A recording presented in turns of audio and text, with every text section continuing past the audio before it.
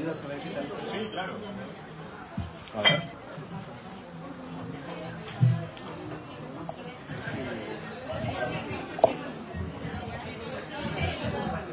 A ver. Ya un cachitito más. Perfecto. Y ya está transmitiendo, ¿no? Ya estamos entonces. Muy buenas noches. Bienvenidos, bienvenidas a esta noche especial en la que celebramos dos acontecimientos. El primero, la reapertura y reinauguración de esta librería Crisol. Y el segundo, por supuesto, la charla con Gustavo Rodríguez, quien está aquí y que nos están siguiéndonos en vivo en la transmisión, en Lee por Gusto. Bueno, bienvenidos y por favor un aplauso a Gustavo para empezar la noche. Bienvenido, Gustavo. ¿Cómo has estado y cómo has vivido este año? Tú mismo le llamabas un reinado, ¿no? Como el Miss Universo de la literatura. ¿Cómo ha sido ese año de reinado del Premio Alfaguara? Jaime, que conste que yo no he dicho eso. Mis amigos lo dicen en broma y yo acepto la broma con mucho gusto, ¿no? Incluso cuando me lo dicen yo saludo así. Porque hay que sobrellevar todo con buen humor. Aprovecho de decirles que para mí es un honor también estar con Jaime Cabrera Junco en esta mesa, un gran difusor de la literatura, un mar de conocimiento, humilde además. No se pierdan su página Lee por Gusto. Sí, noten por favor, Lee por Gusto. Y ahora vamos a hablar hasta por gusto, ¿no? Sí, de literatura, de libros, de 100 cuyes, por supuesto. Yo lo que quisiera saber es ¿quiénes de los que están aquí ya han leído la novela? Levanten la mano, por favor. Unas 5 personas, 6 también. He visto que Gustavo ha estado firmando autógrafos antes de empezar la charla. Y bueno, también porque aún para quienes no lo han leído y se animen a comprar el libro luego de esta conversación, pues podríamos entrar quizás como en terreno. Primero, me da mucha curiosidad, Gustavo, saber las impresiones de otros lectores, especialmente de los no peruanos, ¿no? Lo primero que llamó la atención, claro, es el cuy, ¿no? ¿Qué es un cuy? Pero las impresiones respecto a otros temas que un lector que no sea de aquí, pues no se deja necesariamente como llevar, porque un lector peruano, limeño especialmente, pues imagina Miraflores, imagina el tren eléctrico, imagina, tiene una idea de cómo puede ser Simbal, en fin, ¿no? ¿Qué impresiones has recogido en ese año de gira del Premio Alfaguara? En el extranjero hay impresiones que sí coinciden con la de un escritor, con la de un lector peruano, ¿no? Son el hecho de que hablamos poco de la muerte. O sea, solemos hablar de la muerte como espectáculo. Sicariato, guerras, asesinatos, noticias, pero nunca nos podemos hablar de la muerte como un proceso natural que nos acompaña desde que somos pequeñitos, o sea, desde que nacemos, en realidad, que puede ocurrir en cualquier momento, ¿no? Y eso sí es común a los peruanos, a los lectores peruanos y a los lectores del extranjero. Cuando me he reunido con ellos, cuando ha habido clubes de lectura, cuando ha habido encuentros con el autor, pues se nota que se usa ese espacio para descargar todo lo que tienen ahí y que la novela a veces les ha ayudado, digamos, a procesar un poco, porque nadie va con sus amigos a decir, hey chicos, vamos al bar y vamos a hablar de mi mamá que está envejeciendo, ¿no? O sea, no hay esos espacios para hablar de eso. Entonces, eso sí es común. La diferencia obviamente sí tiene que ver con que en el extranjero no se tiene un mayor conocimiento literario de la Lima contemporánea. Es decir, la Lima literaria que tienen proviene de Ribeiro, de Vargas Llosa, de Bryce Echenique, y cuando lee una novela como 100 cuyes, que pues, obviamente está inmersa en la Lima contemporánea y un poco en otros lugares del Perú, pues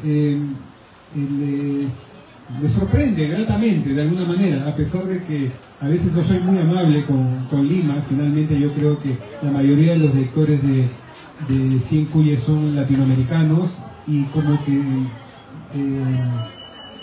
se hermanan de alguna manera con la idiosincrasia de acá. Es otra cosa, Sí, me sorprende que Lima tenga mar. Es impresionante, ¿no? Es decir, Lima siendo una capital pues que le debe tanto al océano, no brinda esa imagen afuera. Mira, tú qué curiosidad, ¿no?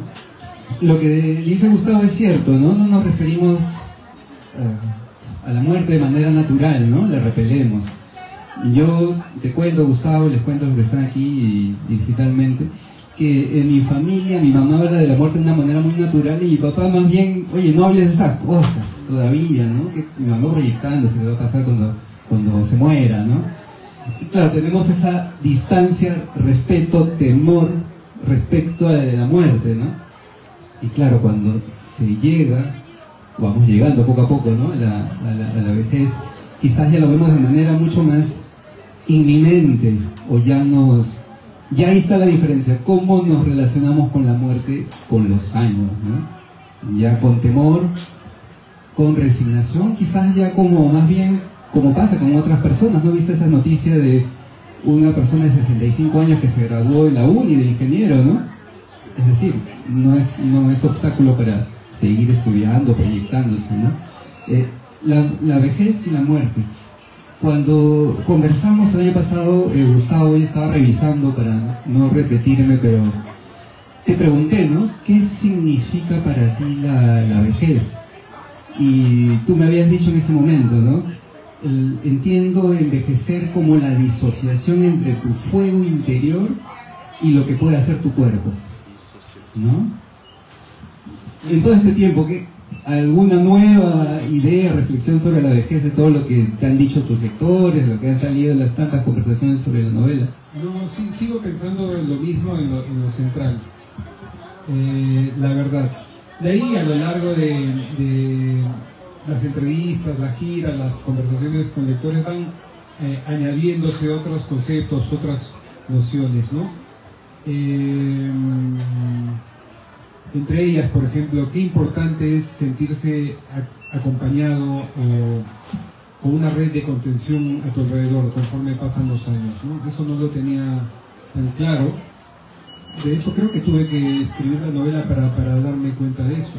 Y algo que me dijo un periodista argentino, ya acercándose a los 80 años, era un señor muy mayor, que me dijo, le había gustado la novela y que él había podido identificar tres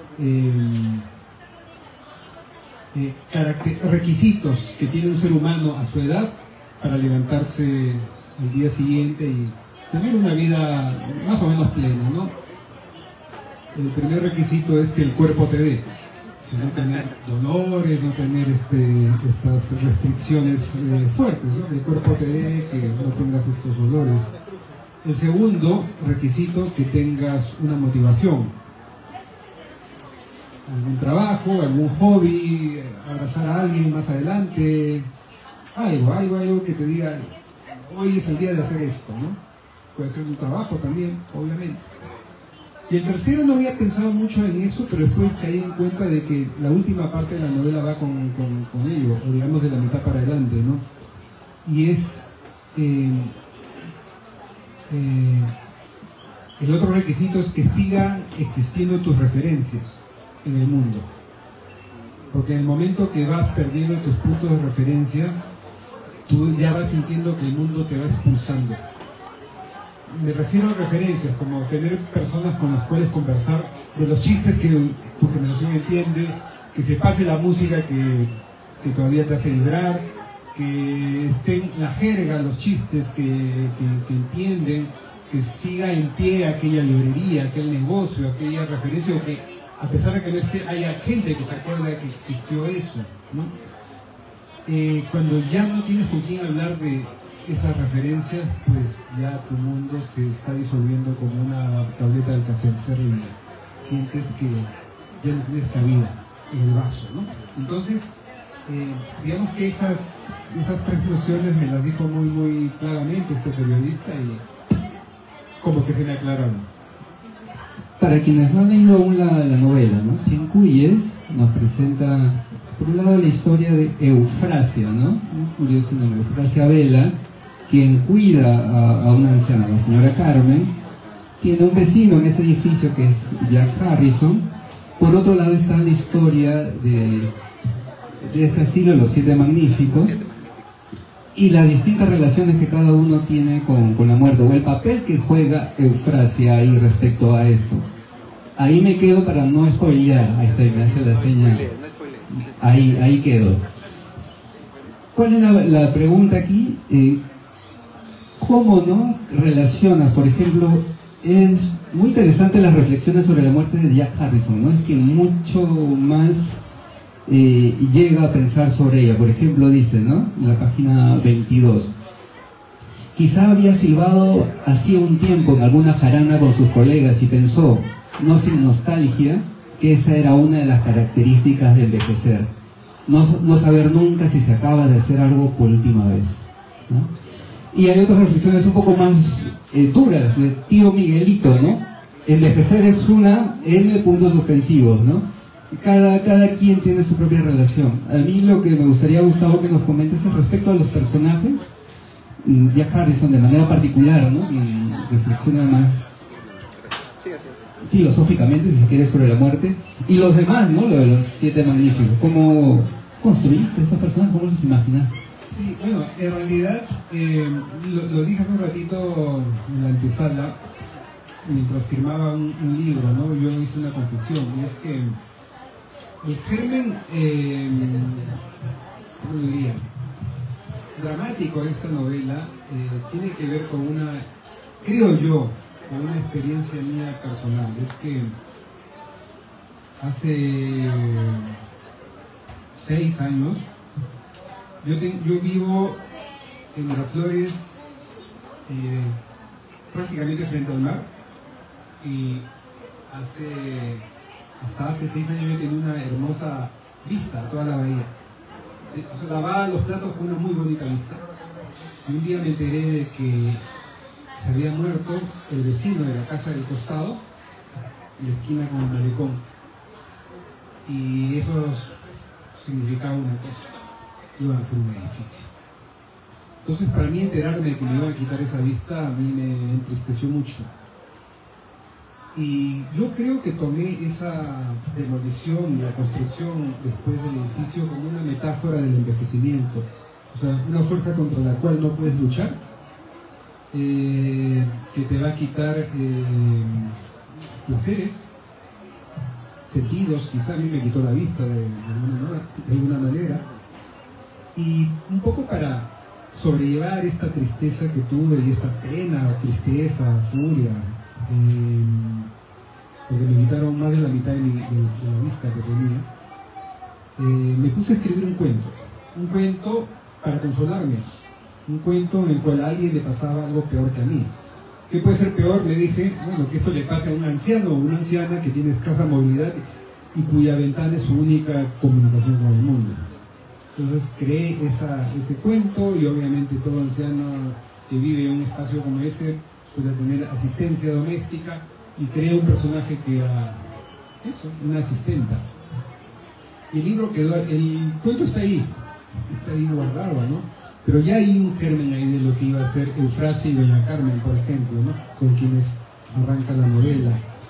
Y creo yo que si la novela finalmente terminó cayendo por su propio peso, fue por la muerte de mi propio suegro, que para mí es un personaje pívot en la novela.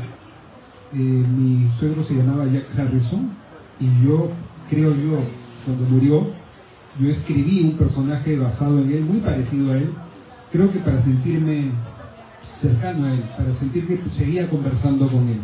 Y por eso es que sus ideas, sus maneras de expresarse, sus querencias, ¿no?, como el whisky en la mano, están en ese personaje. Yo creo que esas son las dos explicaciones que te puedo dar con respecto a ellos. Los Siete Magníficos sí son personajes que nacen de un requerimiento que yo me puse al escribir la novela. Yo quería que Eufrasia finalmente es una asesina en serie, la verdad. Pero bueno. Claro, el tema es que es una asesina en serie, pero con la cual empatizamos, y a pedido además de que, ¿no es cierto? Entonces yo decía, bueno, mujer muy empática, muy bondadosa, tiene que tener cada vez más retos. Y por eso es que yo me propuse la idea de que, bueno, el siguiente reto tiene que ser ya espectacular y con fuegos artificiales. O sea, tienen que verse 7 ancianos involucrados, ¿no? Y esos son los 7 magníficos. Aprovechando que estamos aquí y bueno, hay personas que quieren conversar con Gustavo, incluso que han dicho que podrían hacerte preguntas. No sé si alguien se anima, por favor, les doy el micro. Sí. ¿Cuál es su nombre? César. Buenas noches, ya nos habíamos conocido. Gustavo, 2 consultas se me vinieron a la cabeza al terminar la novela, tocando los 2 temas principales, la ancianidad y la muerte. Sin spoilear, 2 consultas que me vienen de manera reflexiva. ¿Tú crees en esta construcción que hacen pocas personas progresivamente, porque no conversamos efectivamente sobre la muerte, si tenemos derechos como seres humanos a una muerte digna? ¿Tú crees que podríamos abogar esa causa? Y te lo digo a partir de la temática de la novela. Y la otra, respecto justamente al personaje de Eufrasia, de una persona que es una asesina en serie, que lo has spoilado yo, ¿no? Pero con otra mirada, ¿no? Con otra óptica lo tenemos así. Si es que este tipo de personajes, si es que este tipo de personas, que yo sé que son muy excepcionales en la sociedad, no lo encontramos, sino al contrario, más bien tendemos a ver mucho nosotros que las personas que envejecen, al menos en Lima, en Perú, pasan por situaciones muy difíciles, podrían ser rescatadas, digamos, de alguna manera con algún colectivo, actividad, todo eso. Esas 2 reflexiones me vienen a la cabeza y te traslado la pregunta, ¿no? ¿Qué reflexiones nos puedes dar sobre eso? Gracias, César. Voy a tratar de formular una respuesta que englobe ambas a la vez. Mira, yo creo que hay más eufrasias en nuestra sociedad de las que pensamos. En varios encuentros con lectores, claro, un poco en broma, un poco en serio, varias personas ya más allá de los 50 me dicen, yo estoy pensando quién puede ser mi eufrasia para el futuro. Pero ha habido 2 oportunidades en las que 2 personas me han dicho, yo me enteré después de que mi madre murió de que ella tuvo esa eufrasia. Una de ellas incluso me dijo, yo le tuve rencor, estuve muy distanciado de esta persona durante un buen tiempo. El tiempo, la lectura, leer tu novela, entre otras cosas, me ha hecho darme cuenta de que me hizo pensar en la situación de mi madre, ¿no? Entonces, eso es lo que ocurre en sociedades que suelen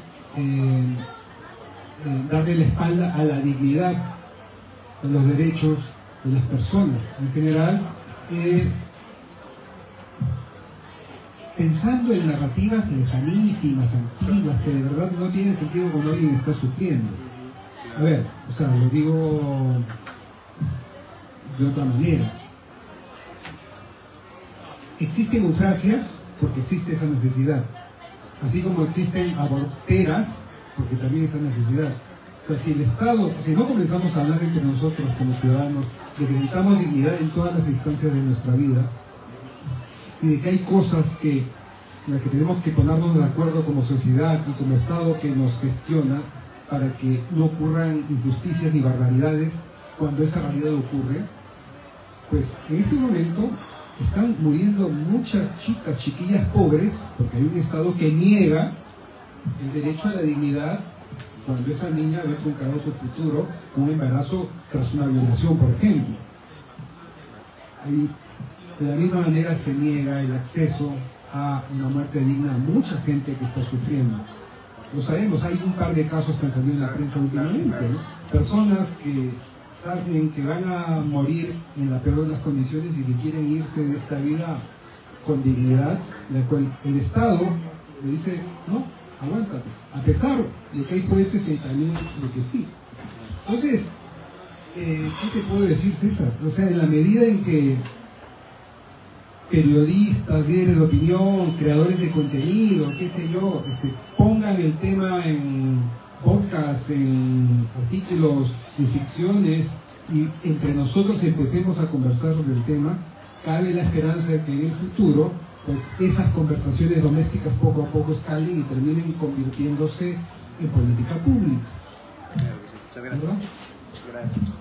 Gracias, César, por la pregunta que nos lleva también a pensar, Gustavo, cómo ya el lector se apropia en el buen sentido de la palabra del texto, ¿no? Y lo lleva a confrontar con lo real, ¿no? Con lo que pasa actualmente con la muerte. Cuando conversábamos el año pasado, te mencionaba el caso de Ana Estrada, por ejemplo, ¿no? Alguien que lucha y busca esa salida, y por otro lado, como todo en la vida, hay quienes se oponen, tienen ahí ideas, no solamente religiosas, respecto a esa salida, ¿no? Gustavo, empezamos esta charla hablando de cómo hablamos o dejamos de hablar de la muerte, o cómo la abordamos, y a veces una manera de poder abordar un problema es utilizar el humor, ¿no?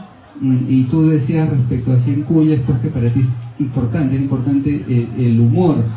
Y en distintas lecturas, porque claro, una novela no tiene por qué unánimemente gustarle a todos los lectores, pues por ahí como que se buscaba por qué el humor y no haya tanto dramatismo o cuestión sobre un tema como la muerte, ¿no? A la distancia, ¿qué piensas sobre el humor y la muerte, Cien Cuyes? La novela tiene... yo creo que el tema principal de la novela, o el tema transversal, es la dignidad de la vida, la dignidad a la que tenemos derecho a vivir, y por lo tanto al morir, porque la muerte es parte de la vida. Sin embargo, claro, hay subtemas muy fuertes, muy potentes, por lo que la trama te presenta, o sea, el envejecimiento, la muerte, la dignidad al morir. Que si yo los pongo en Arial 12 en un PowerPoint acá, pues nadie va a querer ir a esa charla. Nadie quiere hablar, ¿no? O sea, eso estaría vacío. Pero obviamente el humor ha sido un artilugio, de alguna manera un ingrediente que yo he encontrado en mi narrativa para que estos temas pues entren, o podamos conversar de ellos de una manera menos agresiva, ¿no? Y en realidad no hay cálculo en ello, ¿no? O sea, yo no encuentro, si bien, según el acta del jurado y lo que dice acá Claudia Piñeiro, nos hace tanto reír como emocionarnos mucho, o sea, creo que es el que sea una tragicomedia, creo que les llamó la atención al jurado. Yo no encuentro mayor mérito en mí, en el haberlo hecho, porque yo toda mi vida he usado el humor para navegar por las aguas que me han rodeado. O sea, siempre he usado el humor. Yo era un tipo que no sabía pelear, no era buen futbolista, no sabía bailar, podía haber sido tranquilamente el punto de mi clase, pero creo que mis compañeritos pudieron identificar alguna vena en mí que les caía simpática y me perdonaron muchas cosas, ¿no? Entonces el humor a mí me ha salvado mucho. Y bueno, escribo lo que me sale, pues no puedo escribir lo que le pueda gustar a todo el mundo, evidentemente, ¿no? ¿Alguien más del público quiere hacer una pregunta? Micrófono abierto. Sí. Bueno, si alguien se anima, levanta la mano y yo les doy el micro. Te decía, en el fragor y en el vértigo pues del premio, las giras que conversamos un día antes de que viajaras, que no ibas a poder escribir después, ¿no? Tanto viaje. Ya pasado un año del premio, los viajes, las giras, entrevistas, etc. Reinado, ¿no? Reinado. ¿Ya has vuelto a escribir algo? ¿Estás trabajando algo? Mira, Jaime, sí, en realidad no pude escribir ficción con la frecuencia y con los hábitos que yo me impongo para escribir una novela.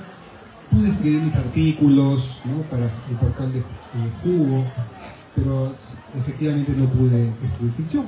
Pero ni bien empezó enero de este año, me senté y cumplí con lo que me había propuesto, que es reescribir una novela que tengo lista hace 7, 8 años, que al final la he destrozado y la estoy escribiendo de nuevo, y es un ejercicio muy, muy bonito, estoy contento. Además porque, para variar, me sigue ayudando a procesar preocupaciones que tengo, ¿no? Yo creo que mis novelas salen de la conjunción de dos espacios, de dos dimensiones. Por un lado, preocupaciones que tengo a medida que voy viviendo, y ganas de jugar con alguien. Ganas de darle un juego a alguien, de ofrecerle un juego, un rompecabezas, y creo yo que yo proceso mis preocupaciones a través del juego. Cada novela, digamos, ya es la precipitación material de ese proceso, creo. Y siento que estoy haciendo eso, ¿no?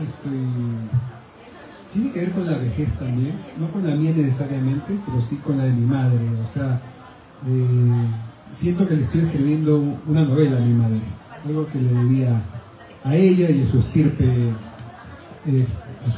materna, ¿no? Porque de verdad las historias por el lado de mi madre yo nunca las he contado y me parecen, son impresionantes. Estoy en eso.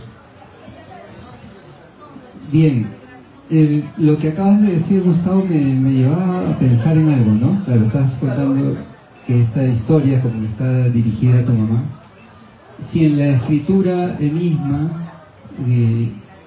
como se calibra o se piensa acaso en un lector, en una lectora por el tema, como ya ha llevado varias novelas encima, cómo es esa circunstancia, esa autocorrección, porque primero tú eres tu primer lector, el que escribe y a la vez eres tu primer lector. ¿Cómo calibras u orientas lo que vas escribiendo? Mira, no tengo un lector tipo externo. Me he hecho esa pregunta varias veces y creo que escribo para mí. Creo que escribo para mí. O sea, me hace disculpar atender a ese cliché que dice, ¿no? Que uno escribe los libros que quisiera leer, pero creo que siempre yo aprendí a leer novelas o cuentos desde pequeñito, y a mí me emocionaban las aventuras, lo que empezaba entreteniéndome y después terminaba conmoviéndome, y creo que todo lo que he escrito ha querido cumplir con esos requisitos. Creo que escribo para mí. Y si por mera casualidad esta botella con un mensaje adentro que yo lanzo a un mar desconocido recae en gente que tiene las mismas inquietudes, las mismas sensibilidades o las mismas coincidencias con lo que yo estoy escribiendo, pues maravilla de maravillas. Y claro, no, el mensaje dentro de la botella no va a ser decodificado, no le va a gustar igual a todo el mundo, como lo dijimos hace un rato, ¿no? Pero cuando ocurre es maravilloso.